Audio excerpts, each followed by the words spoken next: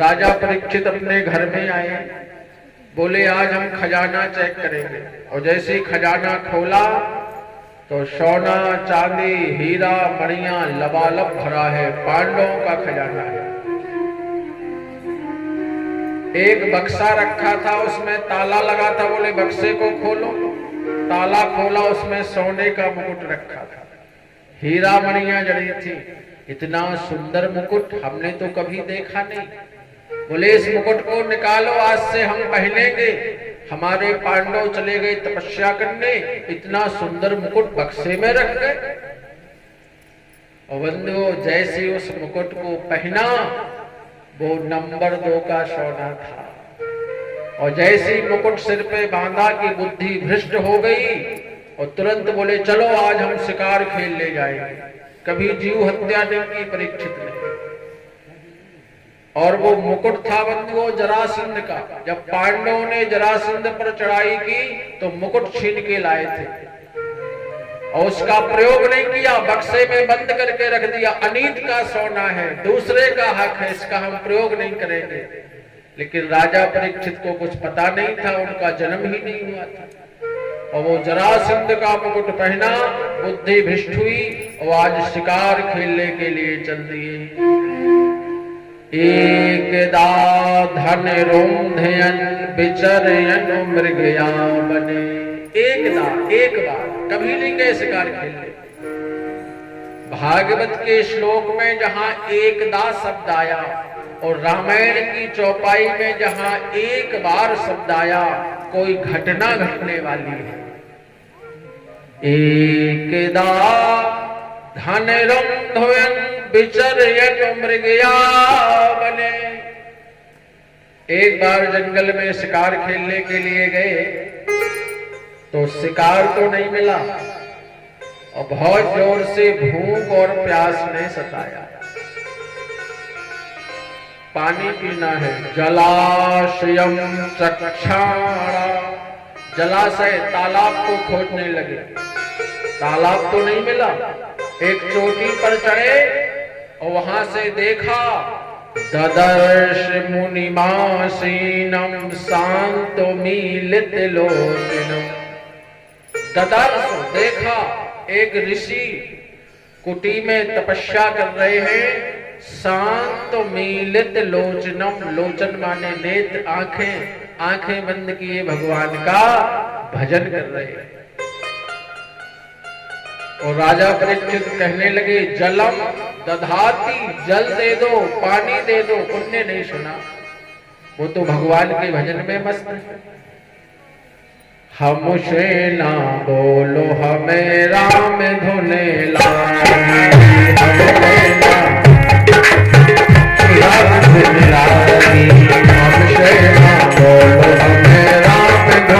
भगवान की तपस्या कर रहे हैं, भगवान के ध्यान में मस्त हैं। और राजा परीक्षित जलम दधाती, जल दे दो, जल दे दो, नहीं सुना तो क्रोध आ गया, क्योंकि जरासंध का मुकुट पहने हैं, बुद्धि भ्रष्ट हो गई। जबकि साधु संतों पे कभी क्रोध नहीं करते थे। और क्रोध आया, वहीं पर एक मरा हुआ सांप पड़ा था, तक्षक नाग, और धनुष से वो मरा हुआ सांप उठाया और ऋषि के गले में डाल दिया। उन ऋषि का नाम था समीक मुनि। और अपने महलों में लौट आए, और जैसे मुकुट उतारा, पानी पिया, भोजन किया कि बुद्धि पवित्र हो गई।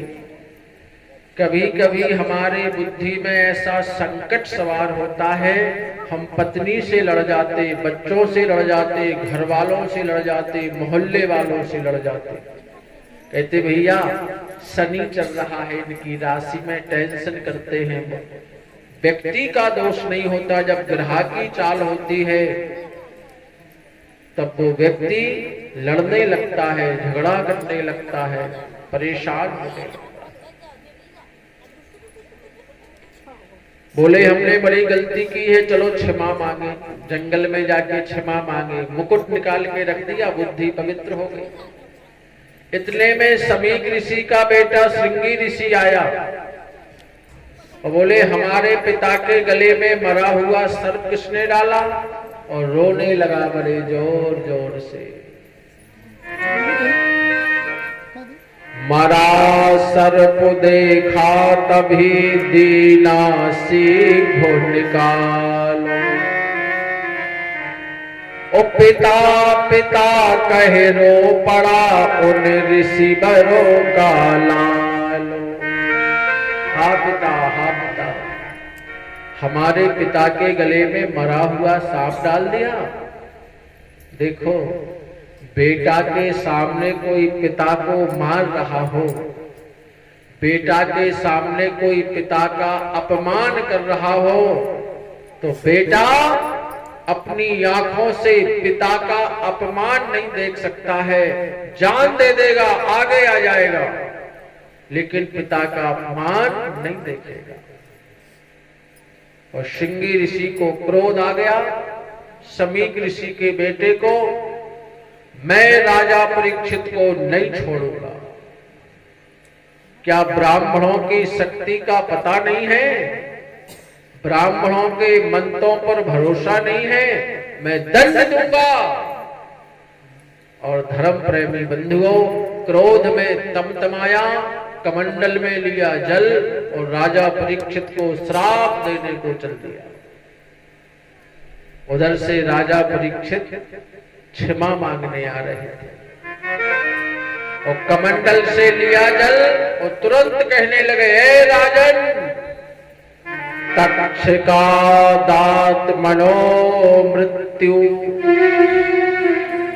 तक्षका दात मनो मृत्यु, द्विज पुत्रो विसर्जिता। तूने मेरे पिता के गले में मरा हुआ सांप डाल दिया। मैं ब्राह्मण हूं, धर्मनिष्ठ श्राप देता हूं कि आज से 7वें दिन तो सांप के काटने से मारा जाएगा। श्राप दे दिया बंधुओं, आज से 7वें दिन सांप के काटने से मारा जाएगा। श्राप मिल गई। उम्रखा ना होय ब्रह्म ऋषि वाणी। ब्राह्मणों की और ऋषियों की वाणी झूठी नहीं होती है। यदि ब्राह्मण ने क्रोध में कुछ कह दिया तो समझो मामला गड़बड़ है। इसलिए ब्राह्मणों के क्रोध के सामने नहीं आना चाहिए। ब्राह्मण को प्रसन्न करो, ब्राह्मण को भोजन कराओ। और ब्राह्मण तो ऐसा है कि भोजन ही में प्रसन्न हो जाता है। ब्राह्मण को प्रसन्न करने में ज्यादा दिक्कत नहीं पड़ती। बढ़िया बढ़िया भोजन बना लो। पंडित जी महाराज निमंत्रण है और पंडित जी से खूब आशीर्वाद ले लो। एक कहावत है हमारे बुंदेलखंड में, हलवा पूरी राय तो पंडित फिरे ओलाए तो। हाँ, बढ़िया भोजन करा दो, पंडित जी को आशीर्वाद दे दो।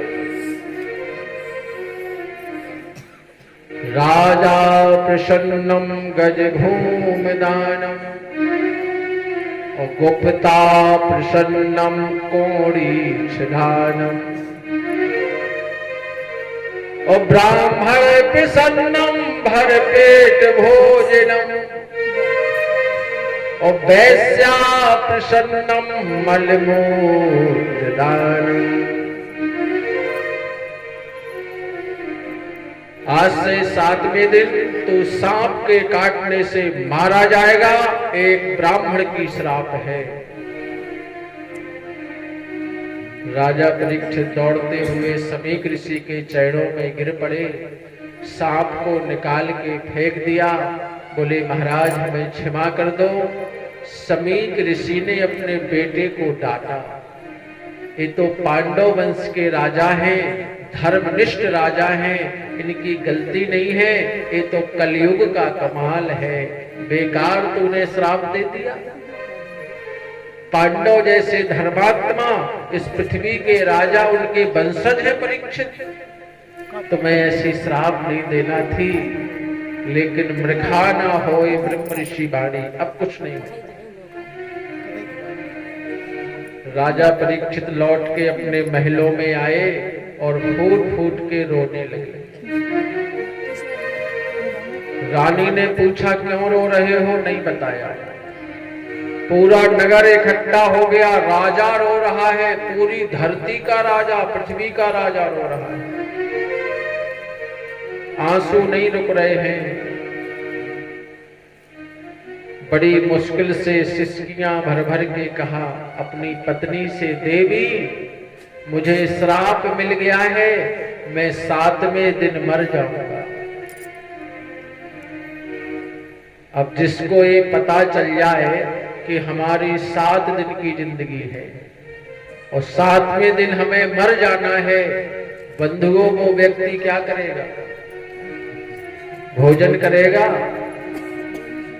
रिश्तेदारी में जाएगा। आते हैं पशु, आते हैं जीव जंतु, आते हैं। केवल हम लोग ही कथा सुनने के अधिकारी नहीं। और हनुमान जी महाराज तो बिना बुलाए आ जाते हैं। जहां भगवान की कथा होती है, हनुमान जी महाराज आएंगे और लाल झंडे पे बैठ जाएंगे, जहां लाल झंडा लगा हो। उन्हें बुलावा नहीं लगता। हम लोगों को तो माइक से बुलाना पड़ता है। कथा शुरू हो रही है, आइए पधारिए।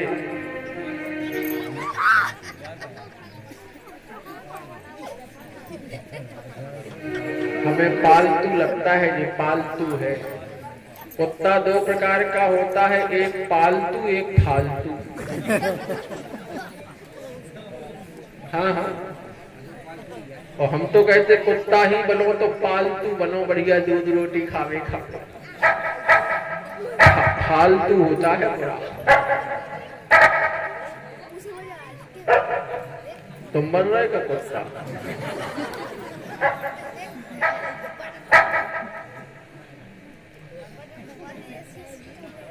कुत्ता ही बनना है तो पालतू बनना, फालतू नहीं बनना। बंधुओं, राजा परीक्षित रो रहे हैं, पत्नी रो रही है। राजा परीक्षित के जन्मेजय शरीर से 4 बेटे हैं, बेटे रो रहे हैं। राजा परीक्षित ने भोजन नहीं किया। 7वें दिन हमें मरना है और घर को छोड़ दिया, पत्नी को छोड़ दिया, बच्चों को छोड़ दिया, राजसी कपड़े उतार के फेंक दिए और पीले कपड़े पहन के जाके गंगा के किनारे बैठ गए। बोले मरेंगे तो गंगा के किनारे मरेंगे। सारे संसार में ढंढोला पिटा दिया, हमें 7वें दिन मरना है, उपाय बताओ, हमारा उद्धार कैसे होगा? अभी तो हमने भजन ही नहीं कर पाया, 7वें दिन हम मर जाएंगे। और बंधुओं, 7वें दिन राजा परीक्षित को मरना है, इसलिए वो मौत को याद कर रहे हैं। और जो व्यक्ति अपनी मौत को याद करता है वो किसी के साथ गलत नहीं करता है कि हमें 7वें दिन मरना है। एक संत ने तो कहा है कि व्यक्ति को अपनी मौत याद करना चाहिए कि एक दिन हमें मरना है। और जो व्यक्ति अपनी मौत को रोजाना याद करता है वो कभी किसी के साथ अन्याय नहीं करता है। और जो मौत को भुला देता है कि हमें मरना नहीं है और वो पापाचार, व्यभिचार, अत्याचार, भ्रष्टाचार करने लगता है।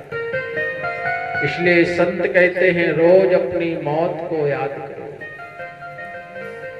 एक दिन हमें जाना है।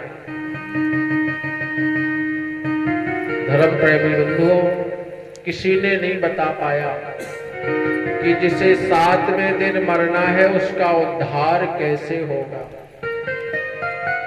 और एक बात बता दूं, राजा परीक्षित को भी 7वें दिन मरना है और हम सभी को भी 7वें दिन मरना है। बोलो भागवत पुराण की। हमें भी मरना है और तुम्हें भी मरना है। क्यों? जिंदगी में 7 ही दिन होते हैं, 8वां दिन होता ही नहीं। इतवार को हमारा जन्म हुआ, सोमवार को खिलौनों से खेलने लगे, मंगलवार को स्कूल में एडमिशन हो गया, बुधवार को हमारी नौकरी लग गई, और जैसे बुधवार को नौकरी लगी और बृहस्पतिवार का तुरंत ब्याह हो गया। बृहस्पतिवार को विवाह हो गया और शुक्रवार को 2-4 बच्चे पैदा कर दिए और शनिवार को हमारा बुढ़ापा आ गया। 7 दिन की ही जिंदगी है, 8वां दिन जिंदगी में होता ही नहीं है। 2 दिन की जिंदगानी, 2 दिन की जिंदगानी, एक रोज सबको जाना, बरसों की तू क्यों सोचे, कल का नहीं ठिकाना।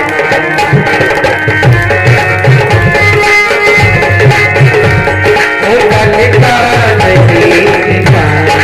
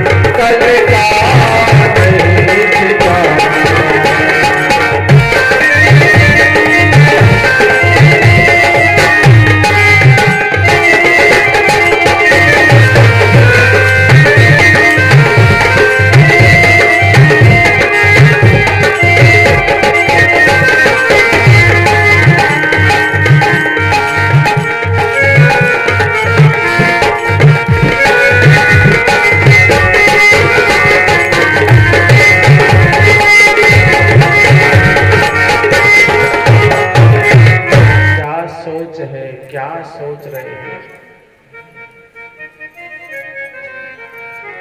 राजा परीक्षित बैठे हैं, चिंता है, उदास हैं। सभी ऋषि मुनि गंगा के किनारे आए। राजर्षि ब्रह्मर्षि तत्र देवा समागमन। सभी राजर्षि सभी देवर्षि गंगा के किनारे आए। 7वें दिन राजा परीक्षित को मर जाना है। अब क्या होगा, अब क्या होगा? और बंधुओं, उसी समय आपको हमने पहले दिन कथा सुनाई थी कि भगवान शंकर के अवतार सुखदेव जी, जिनका तोते से जन्म हुआ है, वो पैदा होते हुए जंगल में भाग गए और सुखदेव जी पधारे। बोलिए सुखदेव जी महाराज की।